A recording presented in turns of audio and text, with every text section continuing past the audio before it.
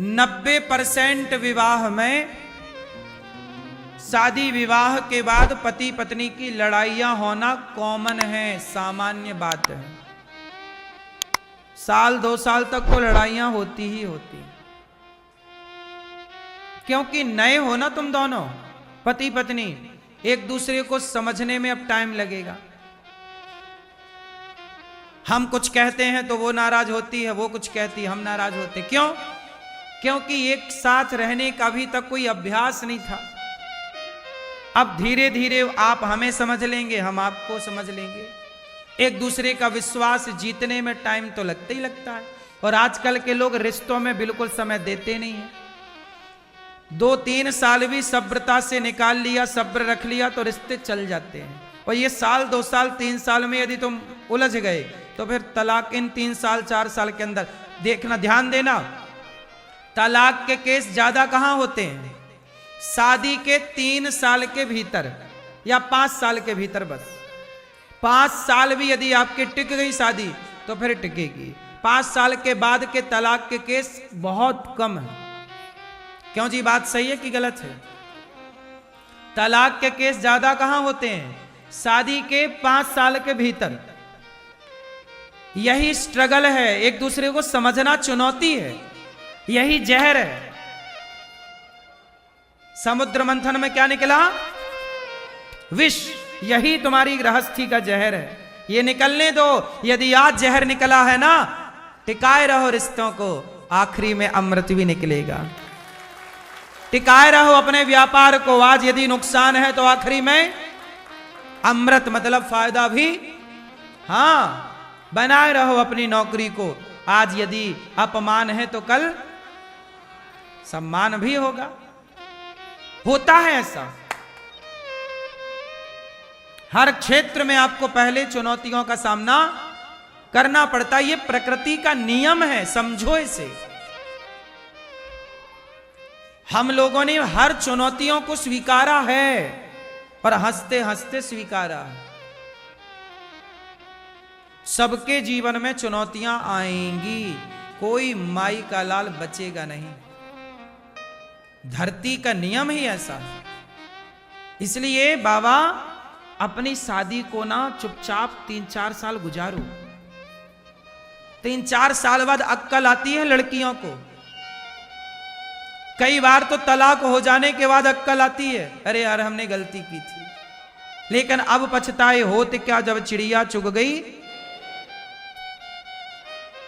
कम से कम 5 साल तो दो अपने रिश्तों को। तो समुद्र मंथन हुआ तो क्या निकला? विष। क्या किसने पिया? शंकर जी कह रहे हैं दुनिया वालों, अमृत पिया है देवताओं ने, तो देवता कहलाए देव। शंकर जी ने पिया जहर तो कहलाए देवाधिदेव महादेव। देवताओं ने अमृत पिया तो वो छोटे रह गए, शंकर जी ने जहर पिया तो वो। हाँ मैया, समझ में आया कुछ? क्या अमृत पीने वाला बड़ा नहीं हुआ, जहर पीने वाला, सम्मान पाने वाला बड़ा नहीं, अपमान पाकर भी चुप रहने वाला बड़ा है। शंकर जी ने जहर पी लिया चुपचाप। कहना चाह रहे हैं शंकर जी कि आप भी कुछ जहर समाज की बुराइयों का, अपमान का, घृणा का, आप भी ये जहर पीते रहो और चुपचाप रहो। ये जहर है, क्या करें? किससे कहो? यदि आप अपने घर का रोना किसी तीसरे के पास जाकर रोते हो तो वो तीसरा आपके दुख में साथ खड़ा नहीं होता, आपके जाने के बाद आपका मजाक उड़ाता है।